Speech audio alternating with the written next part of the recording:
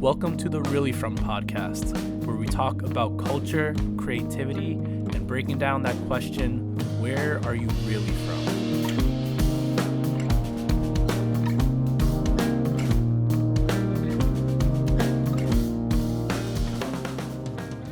Welcome, everybody. This is Chris Lee Rodriguez. I play in the band Really From, and this is our podcast, Really From, about our new album that we released in March 12th. Today, I'm joined by two incredible musicians, artists, and friends of mine, Samuel and Nnamdï. Samuel is a producer known as Canteen, Killa, has released own work, has worked with a bunch of artists, including recently Elliot Skinner. Right? Yes. Elliot Skinner released an awesome track with him a few months ago. Check out Nnamdï, of course, probably the most talented multi-instrumentalist that I know of does solo work, played with Monobody, where I think I first met you was through a Monobody show. And really awesome people. And today we're going to talk about code switching, changing different parts of ourselves in front of different groups of people and how to navigate that landscape. So welcome, y'all. Thanks for coming to this. Really appreciate it. Feel free for having us. Yeah, howdy, partner. Code switching. I mean it right off the bat. So if you feel free, introduce yourselves. Talk about, like, you can say name, projects you do, and pronouns, and maybe your background as well. Whoever wants to go first. Oh, I was like, nose goes. Okay, I'll go. So I'm Samuel Ogoe Jr. I go by Canteen, Killa. From Texas, Missouri City, Texas, like 25 minutes outside of Houston. Born and raised here. Then went to college in Boston, where I actually met Chris, and we became best friends. And then full disclosure. Got an inside guy. And then after that, I moved to New York, and then COVID happened, and now I'm back in Texas. So I've been code switching like crazy out here. Yeah, I guess music wise, I make electronic hip hop music. Like Chris was saying, I have a new song with Elliot called Be Honest. So please feel free to check it out. And yeah, also Nnamdï, I love your music, man. You're amazing. Thank you so much. Yeah, man. This is a trip to actually meet you and talk with you. This is really, really cool. Heck yeah, I'm super pumped. Super excited that you're wearing a Sega Dreamcast shirt. Yes, dude. No. This is gonna be an audio format, so no one will see it. So we'll just know about the myth. No, I'll have to describe everything in vivid. It was a cold winter morning. My name's Nnamdï Ogbonnaya. I just go by Nnamdï. I'm from Chicago, Illinois. I was born in LA, or Pomona, which is pretty much LA area. I'm a musician. I co-own a label called Super Records, and I'm a lover, an activist, aspiring actor, free thinker. Hey. Yeah. You can call me a lot of things, but is that a sloth on your shirt? And yes, it is a sloth. My friend just bought me this shirt on Monday. She has this thing called Mammal Mondays, where it's pretty much just that all her friends wear mammal shirts on Mondays. So I'm fucking it up. It's not even Monday. Yeah, we're recording this on a Wednesday. You guys, all right. It's Monday. It's a cold Monday morning. He's lying. Awesome. Thanks, y'all. So I thought we could start today with just a question open for the floor. What's the most memorable moment you had where you had to code switch, or you caught yourself code switching? Could be like you're with like group of people with your family, and then you're hanging out with one group of friends, and then you're hanging out with your white friends, or if you're like with school or any interactions with anyone. And give it open for anyone who wants to start.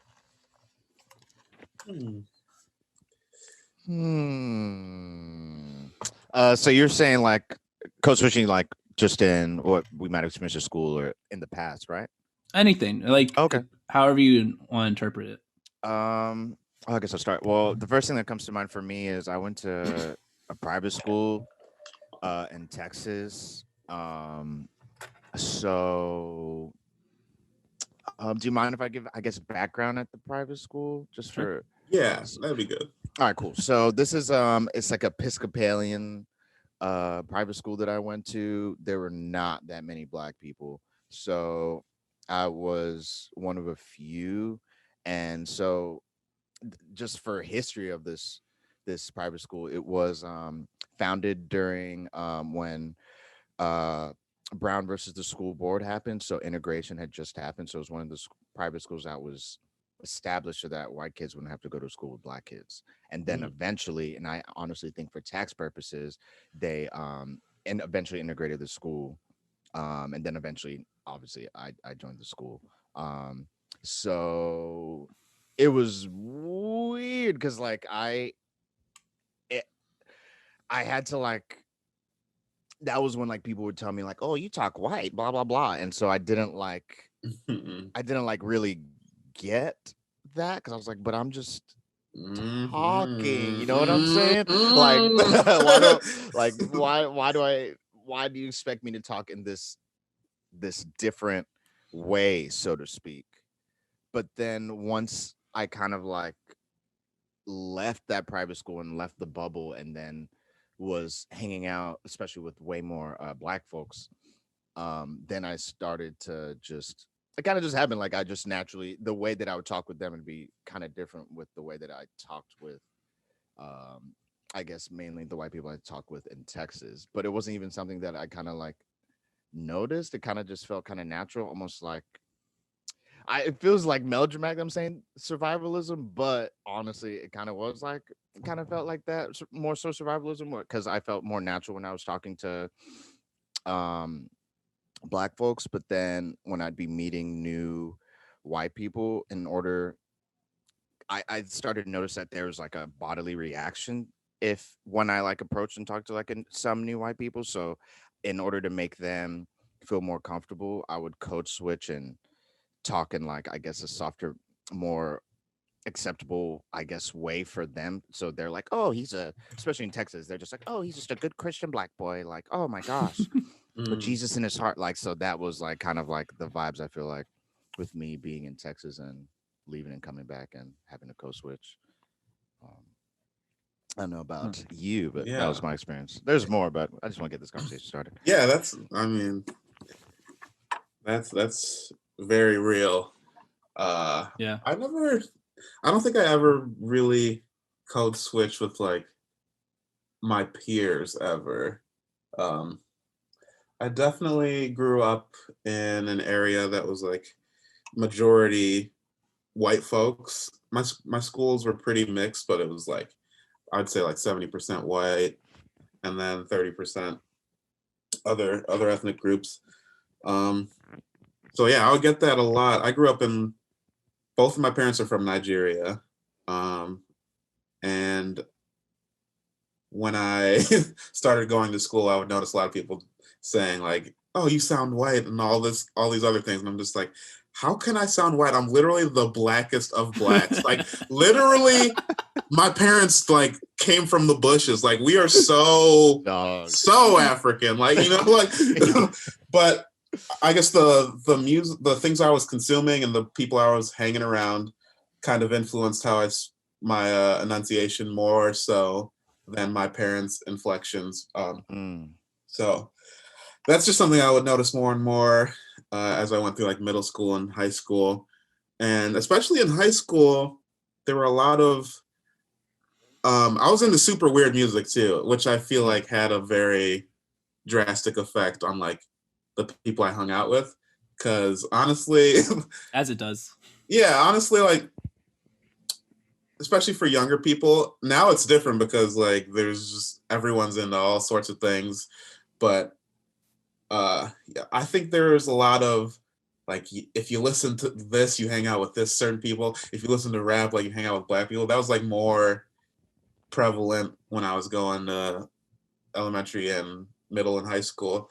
So yeah, I loved a lot of punk stuff and a lot of like weird experimental stuff. So I kind of gravitated to hanging out with like a lot more like freaky white kids that listen to that music. And I think because of that, a lot of the black folks at my school were just like, damn, this nigga's weird. And I was like, bro, I listen to 50 Cent every day too. I listen to all this shit. I was like listening to everything because I just love music. But I think there was that sort of divide there. But I never felt the need to code switch because I was just like, damn, I'm just gonna be myself and like try to do this. And if people don't like it, I don't give a shit. But where I did always is with my parents. Like I would have a different attitude, like talking to my parents because I don't know, just being the child of like immigrant parents, there's a certain standard they hold you up to and like being respectful, which is not the same for like American kids at all. You're preaching right now. So like I would definitely like I've never, even to this day, I never swear in front of my parents or any of that. I've gotten a little bit more lax, but I'm still like, shit, they're gonna I gotta be safe. I don't get my ass beat. But yeah, I think that difference between like switching for like your peers and your parents is a little different than like the race topic, but more on the ethnicity. Like I feel like all or most people with immigrant parents like have some form of that where they do that. We're always trying to like be a certain way too. I feel that I have, my experience was always not so much like with my friends, because I had the same thing where like you talk white or they feel like they could get away with certain jokes because I was like there, or I was like I was like the brownest person in my circle, which is like, you know, very, very white neighborhood before college. Talk about that. But I feel like with work, because I'm a teacher too, how I interact with certain kids, I feel like I have to act a certain way, or certain parents too. That are like, they're like, you know, certain, you know, the wealthier white parents that I have in like one school that I teach at, I have to talk a certain way and be very respectful and very, you know, always attending to them, really, because they are like public school teacher and they are the taxpayers, so you have to like treat them a certain way. But then like I have other parents who are immigrants who only speak Spanish, so I gotta speak Spanish to them, and my Spanish is very, very broken and very like, you know, really scattered. And plus my family's Puerto Rican, so Puerto Rican Spanish at a tier is already like broken Spanish because of just like how English has infiltrated as with American presence. And then you got like the tier under that, which is New York, which New York Spanish is even different than Puerto Rican Spanish because it's more mixed of like Spanglish. And it's just like this constant reshaping of communicating with people and acting a certain way. But I see that too. My parents are actually born in the States, but their I guess you call, because my grandparents are Puerto Rican, so they're technically not immigrants because of the American colonialism. But my dad's parents were immigrants from China, and he was like, he was on the other end of that. Instead of being like, oh, the very respectful immigrant son, is like, oh, I don't give a shit, I'm gonna do whatever I want. Oh yeah. Like, he grew up in New York, didn't really like give a fuck about being Chinese, and was just like, I'm just gonna be me and don't care, be as loud and like savage as I want, and don't really Still care. is. It still is. Samuel knows my dad real well. And he's just like, man, that freedom is it's very hard to grasp. Like I'm jealous. So I feel like I had to grow into that like slowly over time, you know, and being like, all right, I don't give a fuck. It's real. Later than my dad was shot when he was 17. Holy shit. He was hanging out with a group of friends, and like his group of friends got confronted by a dude and another group of friends over some girl. So they were a fight broke out, and so they were all fighting with each other. And then someone pulled out a gun, and they were running, and he got like clipped in the neck, like entrance and exit wound, just like splat out. And the first thing he said, child of immigrants, is like, oh man, my mom's gonna kill me. Not this bullet. How dare you get shot? Yeah, not this bullet that went through my neck with my mom. He told me the story, and then like then he went to the hospital, got checked in, like was there for a few days, felt fine, got out the next day, and literally the day after he got back from the hospital, he was leaving his apartment, and his mom's like, "What are you doing?" And he's like, "Oh, I'm gonna go hang out with my friends." And he's like, "What do you mean you're hanging out with your friends? You just got shot." And he's like, "Oh, it's fine. I don't care." And he just like went out and like one and done. one and done.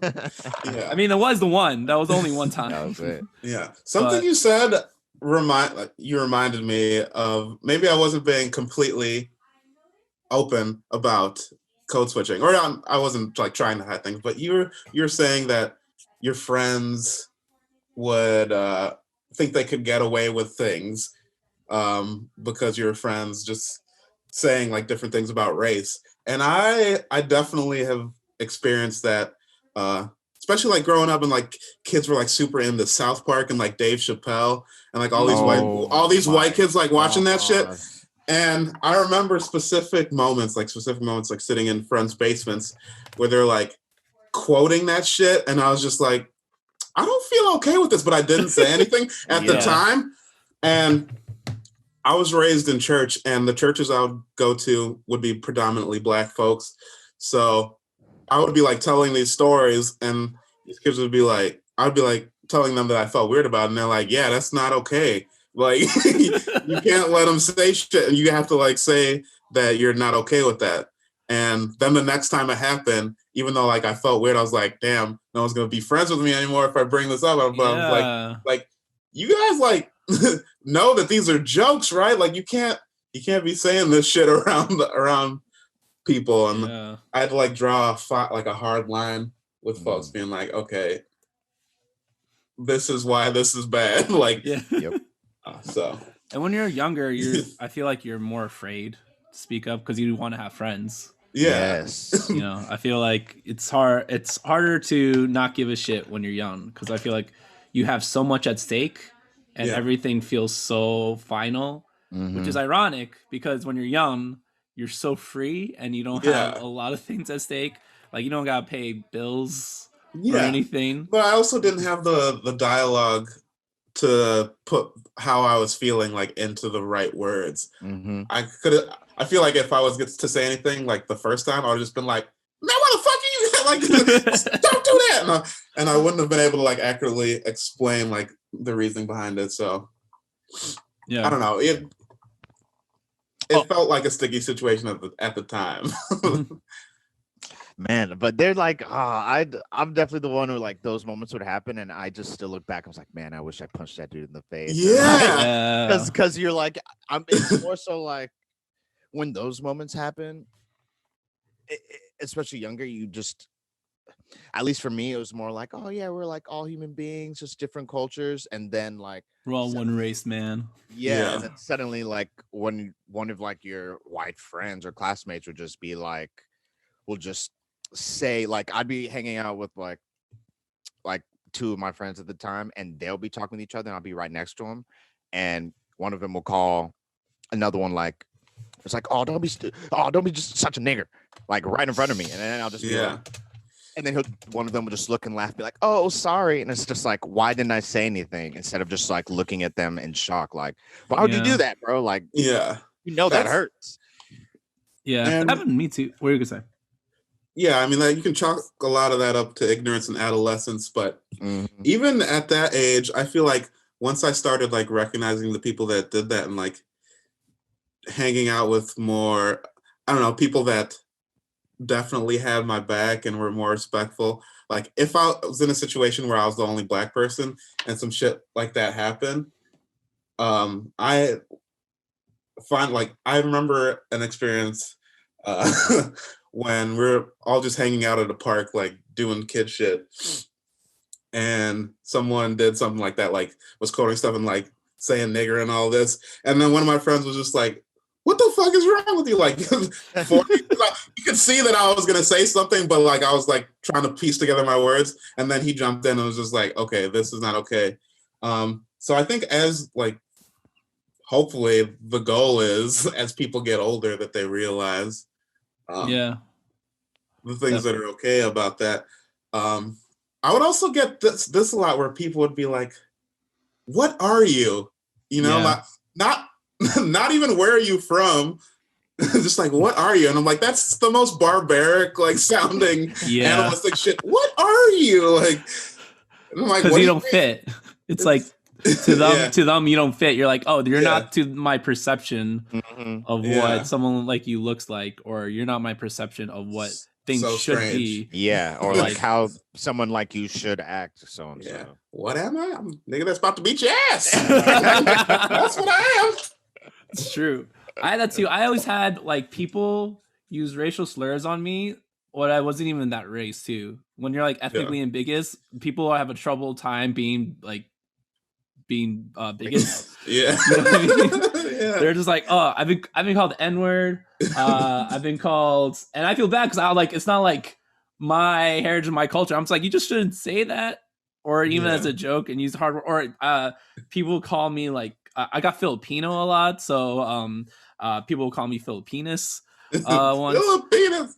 Yeah, that's good. yeah, that's like this one dude. Sorry, This one, he was a year older than me, Samuel Miller. He was in my gym class, and every day in gym class, he would come up to me and he'd be like, "Yo, Chris Kim, you high on opium? You high on opium, ma'am?" Because I always got really red eyes because I just got so tired in school. So I always looked like I was really high when I didn't even smoke at all. And I would just go in gym class, and this dude thought I was like. And he was jokingly saying like, "Oh, you're high on opium because you're half Chinese." And I'm just like, "Okay, man, you could probably beat my ass too." Because that's the thing when you're like when they're racist and stronger than you, you're like, damn. You're like, I gotta fight dirty. Yeah. Where's my I don't, shank? dude. Yeah, I mean, if you're gonna be racist, like at least be accurate with your racism. Yeah. Like, I had this dude like telling me like, "Why don't you go eat some grapes?" I'm like, "That's not even the stereotype grape." It's like you can't even get the right fruit. Go eat some grapes. I'm like, I will definitely go eat some grapes. You just gotta give them notes on their racial slurs. Like, all right, here's some issues. What you need to do. That's so fun. Okay, so I think he was confused between watermelon and grape soda. Yeah, probably. And he just didn't know, and he was just like, "Where do that makes me laugh till this day. But this is really good. We're kind of like going off the outline, which is fine. Oh no, this is perfect. I'd rather do that. This is more so for like if case no one's talking. I'm just like, ugh. Yeah. I think it's fair. I also was curious if you guys had experience with like I think we kind of talked a lot about like friends as kids and as like in our youth, but have you had any like similar experiences as adults now that you're in the age where you're like, I don't really give a fuck, I'm just gonna do me? Have you had any experiences or pushback, or just even not even pushbacks, but just like weird instances where someone was like, oh, that's strange. Why would you say that? Like feel free to share. Or even now, I feel like now since everything's changing with like the culture and like people are trying to be more woke or trying to be like more supportive and involved and stuff, do you still see weird interactions with even could be just strangers or like your own friends and family and seeing things that you didn't see as a kid? Oh man.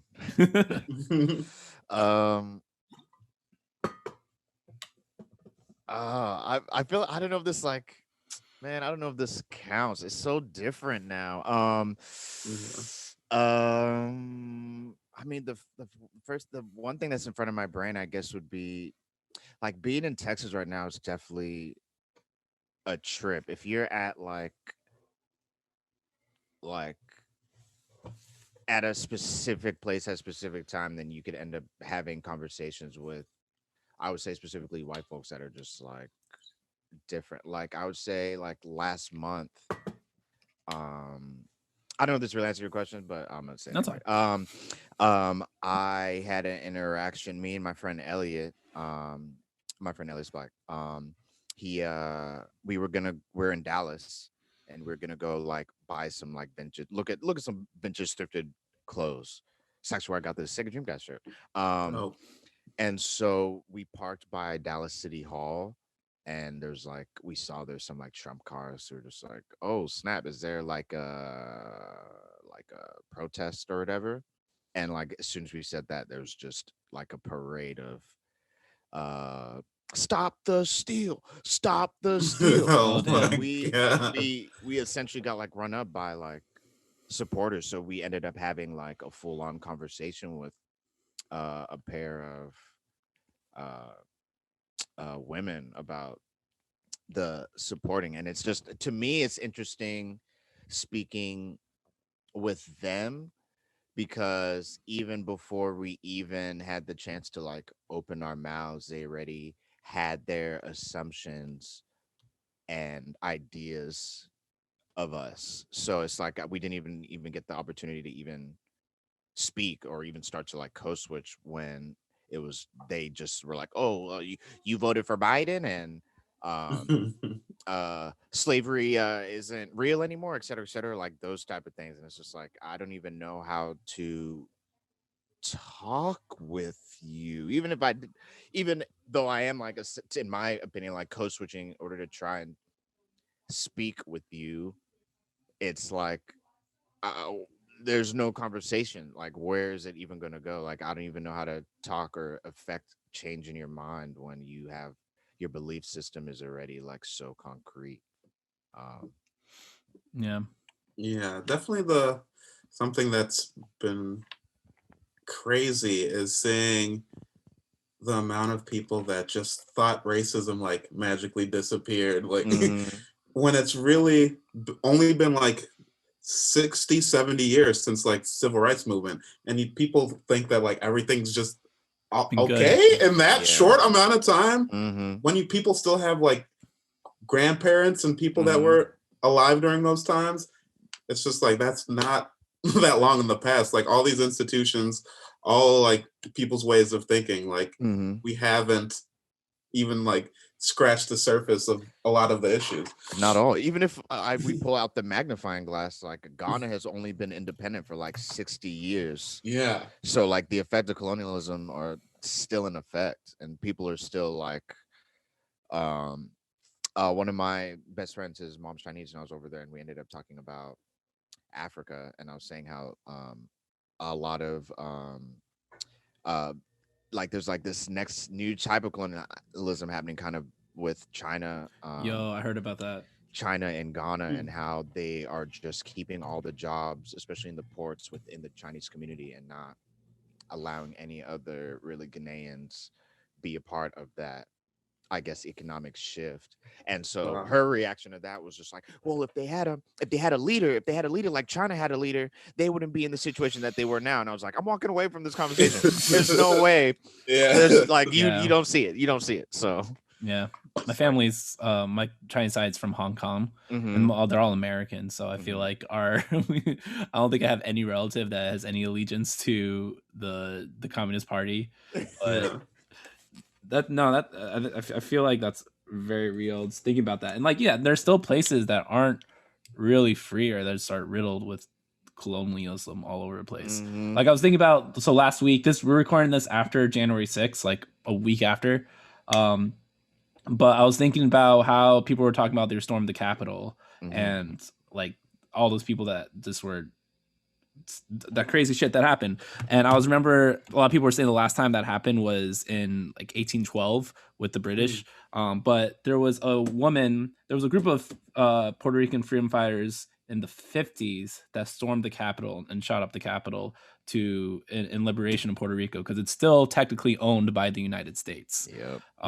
And there's still colonies in this world that there isn't like a really free place that we have. So it's hard to hear, like it's almost like a contradiction hearing people speak like that. And even like, I don't have that experience that you had, Samuel, with Texas, but like living in Boston, that is quote unquote a liberal area, you see like the dark side of liberalism as well, of just like people acting like they're for like Black Lives Matter and all this stuff, but your neighborhood is completely white, and no one can afford to live here, and Boston's like one of the most segregated cities in the country, Yeah. and one of the most segregated school systems in the country.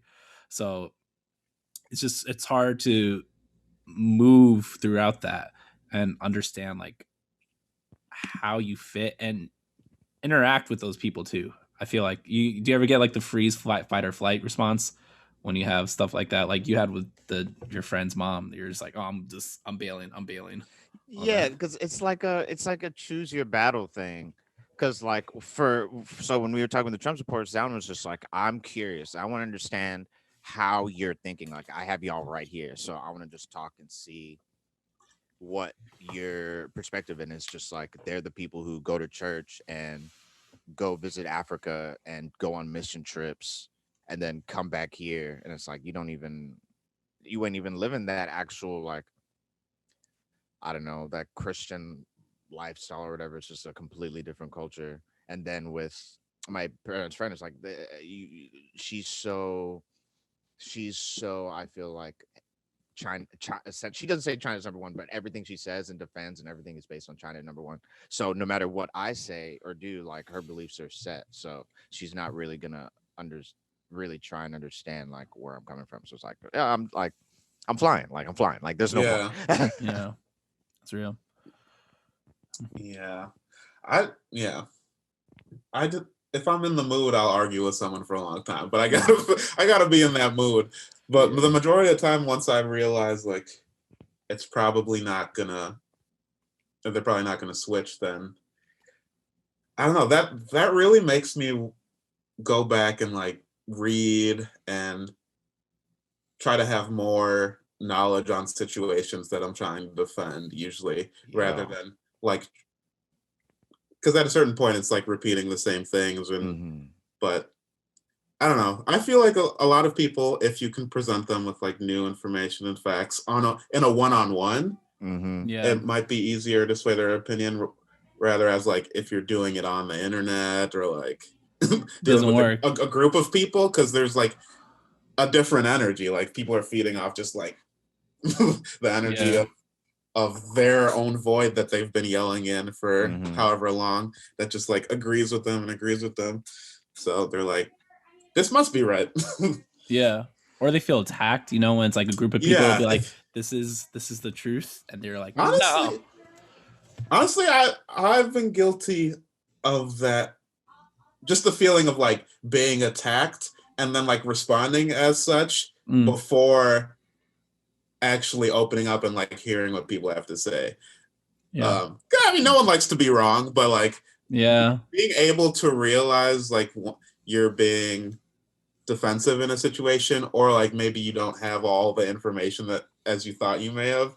I feel like that's such a valuable tool that I don't know, a lot of people don't possess. Yeah.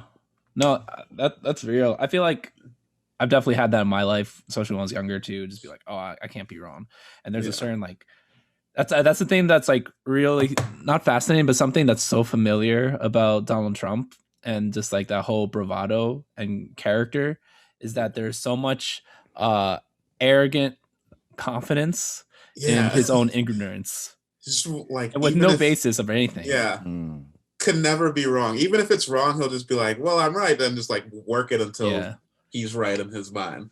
He's just like the worst like racist uncle, or just like that one dude. There's like every New Yorker that's always like, yo, I heard from this guy, and so I think it's true. I think I don't know. I think this, so because I think it must be true. I haven't really done any research, but I don't need it because I know, because I thought it. That's what breaks my brain, because it's like you're just believing everything he just says. Like they genuinely believe, like he's like, oh, he's a hero, he's in there, like he's actually draining the swamp. Like, I'm just like, how do y'all believe this? What are your facts? Like, he doesn't actually care about you, but then that's the thing it's like, is that he does not give a fuck whether you live or die. But he's an American hero, bro. You don't understand. I know, he's an American hero, my guy. America does not give a fuck if you live or die. It's dangerous, though. I think it's even more so dangerous because of how deep-seated that type of energy and like, what am I trying to say here? I feel like these conversations that we're having right now, like a lot of people don't have them with people that are close to them, so you never really know what type of what's the word I'm looking for? Like people might have like certain perceptions that you never really get to unless you like have these deep conversations that are coming out now because of how crazy shit is. Like shit has hit the fan on so many different levels. So all these things are coming up in like people that I didn't think thought a certain way. People that I thought were like more liberal that have certain ideologies on like on the policing system. That's a big one for me. Like explaining to certain white friends the issues Black people have with policing it and trying to make them understand that the police as a unit were put into place to like keep Black people like in check, like after like during segregation and all this shit. So it's like the whole system is built off of racism. Like the whole system is built off of racism, so you can't expect it to be completely eradicated. It's just racism and power. There's no bias. There's no bias, sir. So like things like that, explaining and that the whole system is fucked, and that I don't hate cops as people. Like I don't hate people. I just hate the institutions and like things. Just hate the job. Yeah, the institutions they're supporting that are detrimental to Black people and people of color's well-being. So, and that's such a good point, because I feel like in this country you are defined by your work. You're not defined by your character. Like there's no separation of self and occupation, and your occupation is a reflection of the self. So if you hate on occupation and you say that what this occupation is built on is wrong, they interpret it as like you're telling me that my existence is wrong because my whole purpose of being is based on my job. No, and that's and that's a crazy thing to say, because like 70% of people just become cops because it's like good money. It's like good, easy money. It's not really that hard to become a cop. Nope. And so people just do it. It's like a decent job. And a lot of people, Black people included, like become cops because they think they're going to help their community and do all these things. But at the end of the day, I feel like there's a lot more issues with it than positives. Yeah. And that's so funny you saying that, because like I went to the Women's March in 2017, which was like the beginning of the presidency. I remember during that I was walking. It was like I was in New York, and there was like a bunch of people there, and there was this. I saw so many white people just thanking the police as we're walking by. They're like, "Oh, thank you so much, thank you very much." And now we're here in 2020, and how much of a change, a shift in conversation that is. Did you guys get any text messages of apologies? I had 3 people reach out to me and apologize about the shit they did either in high school or college. So weird. 3.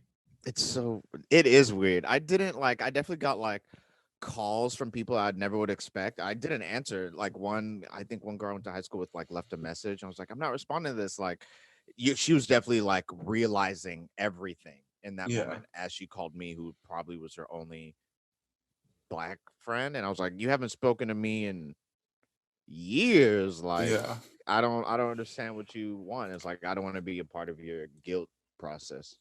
I definitely have mixed feelings about that, because obviously we want people to have these realizations. There's a way. There's a way. There's a certain point where people are just like, I feel like white people can like feel like too woke to me, you know, or it's just like, what are you like, bro? You don't need to like put on a dashiki and like, not that extreme, but you know what I'm saying? Yeah. I mean, it wasn't. They did that in the House of Representatives. Yeah, with that kente cloth. They had the kente cloth. I was like, what is? And then they took a knee on marble. And then they did nothing. Stone marble. Shit was bonkers. Literally, you could have taken a shit on the floor and it would accomplish the same thing. Yeah, for real. Sorry. No. But yeah, like obviously we want people to have those realizations, and I think we expect people to have these earlier, and there's just ways to go about it that aren't corny as fuck, like that. Yeah. Yeah. It's weird. weird. It's weird navigating things. And again, I think I've said this probably in the past 2 podcasts as well, but I feel like being a person's so fucking hard, and just Yeah. being, being a black person, brown person, person of color, or non-binary person in this country to exist is so hard. I was talking to Jared from Scout 2 Network, and I think I said I came to realization that white privilege is the privilege to just be. You could just sit in your house and not have to think about and empty your mind, and live inconsequentially. Like you don't have all this burden of like either like like we were talking about intergenerational trauma or immigrant parents, or just when you leave you have to interact with certain people. You're going to interact with different people, and how different people are going to treat you a different way. You could just be and not worry about anything. Yeah. And I feel like that's the goal that everyone wants, is just to sit and just like exist. Yeah, man. Every time I go on a run in my neighborhood at night, there's like always I have cops like roll up slowly by me and just like slow down, and I'm like, damn, to be a white woman right now. It's so different. It's so ridiculous. In your own neighborhood, man. I know that feeling. Yeah. All right. So the last thing I wanted to ask y'all is, we've been talking about like personal experiences. I was wondering, as musicians, as artists, do you feel like your experience, your background, everything that we talked about has influenced how you create art, or what you create, or how you present yourself? And if so, what ways do you find it? I mean, yes. yes, indeed. I would say all the ways. I feel like I definitely wouldn't make as much music or use music as an outlet as much, especially now, if it wasn't for like all the ridiculous stuff that just like happens. Because I mean, as an artist, you use what you see around you, what you experience, in order to at least for me, but I assume most to create. So I mean, definitely yes. And it's like there's just like so much, and that like you need to have an outlet. I mean, I don't speak for everyone, but I feel like I definitely need to make an outlet, because it's like, especially now, it's just, we're in a whole new era right now. So even the art that's being made right now, just it's hidden different, at least for me, and some of the stuff I've been hearing from my other peers. But yeah. Yeah. I guess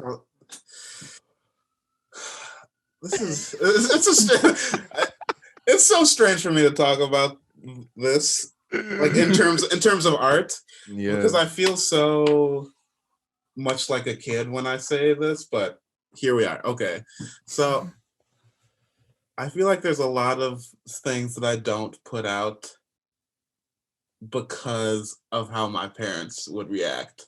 Like it doesn't necessarily always stop me. Like I still swear in my music. I still like hint at sex, but like sometimes I make like some freaky shit, and I go back to it and I'm like, nah, nope. Just because I don't want to have that conversation, like, because my parents not only immigrants, but also like super religious. Both of my parents are ministers, and like I grew up in church, so like every time I've put out music, someone from some church that I either like played drums at or went to for some part of my childhood will like come out of the woodworks and call my parents and be like, you know what your son is talking about on this track? And I'm just like, do we have to have this conversation every time? And I know that's silly, like being an adult, but it's just like, it's real.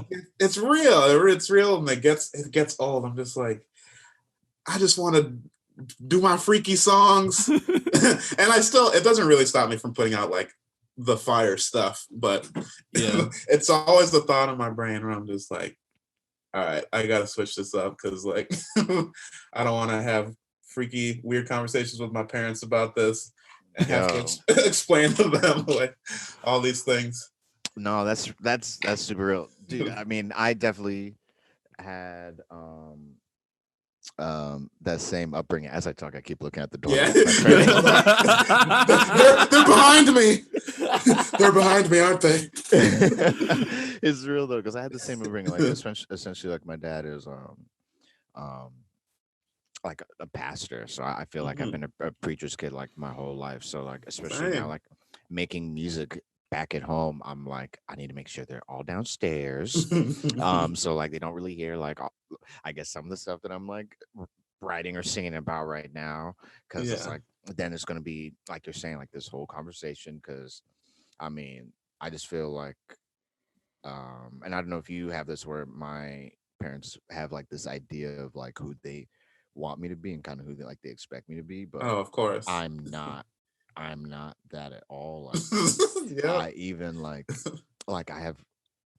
I've started getting like tattoos now. So my mom doesn't know, but I don't think my dad told my mom, but my dad saw I have tattoo, and his reaction was so like visceral. He's like, you must keep your temple holy, eh? Yeah. And he like like hit me with Leviticus, and I was just like, oh my God. Wow, dropped it on him. Yeah. And then after that, it was like over. I was like, because it's like, what are you gonna do? It's on my body. Yeah. And then we just kept it pushing. But I mean, it's like little stuff like that, because those conversations are like heavy. Sit downs, like it's gonna be the whole day. So yeah, no, that's very real. It weighs on your soul, and you kind of feel bad. Because I mean, like, unless you're just a shitty person, you don't want your parents to feel bad, but you still want to you still need to live your life and enjoy it. But on some level, I feel like it's what I feel like my parents came here to do. Like they wanted me to. They came here so I could have the opportunities I have now, even though it may not look like the way it looks like at the same time. Like deep down inside, my parents are like, "Oh yeah, he living." Maybe, I don't know. Maybe it's in my head. I hope so. That's so interesting. I feel like such a bad son because I don't care. I do. There's literally a song on this album that I'm just straight up talking about my parents' divorce. And again, like very personal. It's supposed to be a hidden track. So hopefully by the time it's like the last song on the album, so hopefully at that point they're like, all right, they're not gonna listen to this. And it sounds really bad. But I'm like, I think I've had conversations with them, and I've also, my mom was more religious than my dad, and my parents are divorced. So like I said, so I feel like religion was like a huge thing. I was raised Catholic, but once like divorce happened, you're like, oh sweet. It's for me as a kid, I'm like, oh, I don't have to go to church every Sunday because I'm with my dad on Sundays. I don't do that, but it's like it's hard navigating that, and like your parents are supportive, and at least I'm very fortunate to have very supportive parents of what I do, but they're also just like they do things I don't really understand. Like I was in like emo math punk band, I yelled a lot, and they were just like, I don't really understand this, but they liked it, but they saw like the kids like get really stoked on it, but they're like, I don't really understand this world. I used to listen to like grindcore and like heavy thrashy music, and one time I was playing it in my room and I just heard my mom go, what? And then she came in and just turned it off. She's like, no. And I was like, okay. I get it. Dude, man. Once I was able to drive, I was like, I can listen to whatever I want in the car. As I slip in that new Under Oath CD in my CD player. Yes. That's the so sacred funny. car drives. Oh, very sacred. That's so funny. I feel like Under Oath was a religious band. And that's probably not true, but I feel like there was a lot of Christian undertones to their music. They were, but like in a way where like they were, but they weren't, because they were in the sense where I feel like they believe, but the way that they went about it and the things in their lyrics that they would like question and speak about were definitely different.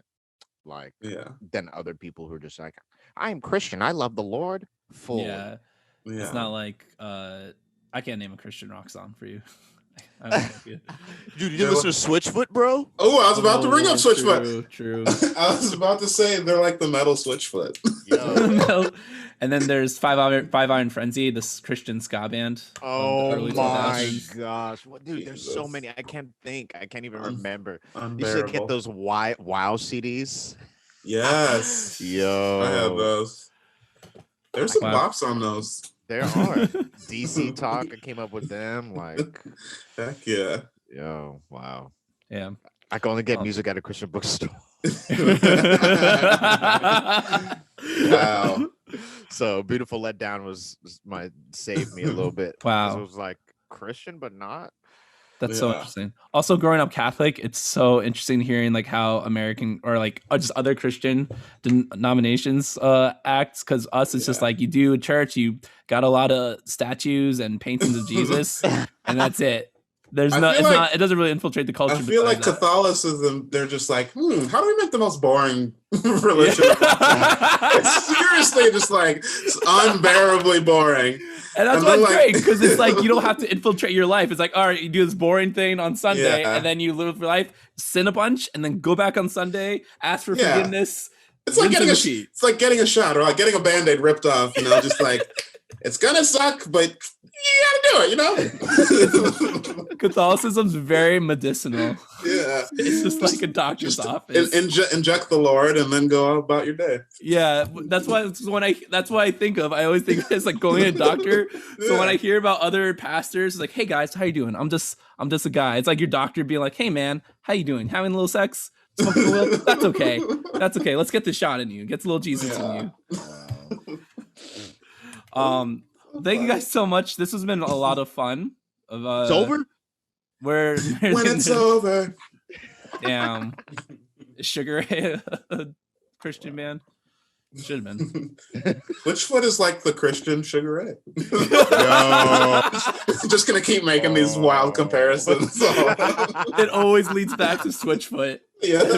All music leads back to Switchfoot. So I want to thank you again for taking part of this. Really appreciate y'all again. If you haven't heard any of their music, please check out Canteen, Killa, and Nnamdï. All other stuff Nnamdï does, Don't sleep. including Super Records and Monobody and all these other bands. Just a sidebar. I had a friend of ours, me and Samuel, just found your new album like the other day, and I was like, "Oh, yo, I'm talking to Nnamdï in a second," and she was just like, "What?" She was like, "This is amazing. This is like Dirty Projectors with a better voice." Oh, It nice. was very not. I might be misquoting that. It was either with a better voice or it was like, this reminds me of like weird, Less freaky. less freaky. Yeah, yeah. It's like Dirty Projectors but better, and I don't have to picture David Lomstretz singing. Oh, damn. She gassed That's an me up amazing and compliment. tore him down. at the All same in time. one sentence. So we love the versatility. So this is coming out in March. So I wanted to give you guys an opportunity to do shout outs, any projects you're working on, any organizations you think that's doing awesome work, or any people in your circle that you want to just highlight. So feel free, shout out anyone you want to shout out. I don't really have shit coming out. Just keep on looking out for Super Records. Also, look up your local bail funds. And I've been really, in the past year, getting into ending money bonds, like to get people out of jail, because it's basically ransom, like government sanctioned ransom, and it's doesn't make any sense to me. So that's something everyone should look into in the areas they stay in, and stay safe. That's all I have to say. Samuel? I don't really have any new music coming out, but I guess I'll just show love. I it's not really news yet, but I can talk about it. I just joined my first indie label. They're called Lucid House. All of them on it are super dope. Called Lucid House. Artists on there like Nappy Nina, Stas the Boss, and now me. So show them love if you can. We're definitely gonna have some cool stuff coming out this year. Also, if you can, please check out the Be Honest music video on YouTube. Just look up Be Honest, Canteen, Killa, Elliot Skinner. And stay safe and stay healthy. And also check out bail funds too. Yes, please. Definitely. Thank you, guys. Check out your bail funds. Check out your local mutual aid funds for your local community, food banks. And thanks again for listening to the podcast. My name's Chris Lee Rodriguez on Really From. We just released an album on March 12th. Please check that out. And thanks so much, guys. This was a lot of fun. Heck yeah, thank you. Thank you, bro. Yo, it's Samuel. I just needed to shout out Public Assistance. They're mutual aid that used to be across the street from me. They took over this laundromat that went out of business and turned into this amazing community space. But unfortunately, in the process of them doing that, they raised the value of the place and the landlord decided he should evict them. So I believe they're in the process of leaving that space if they haven't already. And they have made a GoFundMe as well as a Venmo and Cash App in order to collect funds in order to open a new space where they can continue helping out the community and all folks. If you hit up their Instagram at Public Assistance, you can see their Venmo, their Cash App, and their PayPal. I believe their Venmo is at Public-Assistance. Their Cash App is $Public Assistance, and their PayPal is donate@publicassistance.org. Please check out their Instagram, tune in, see what they're up to. They're all amazing. All right, thanks y'all. Much love.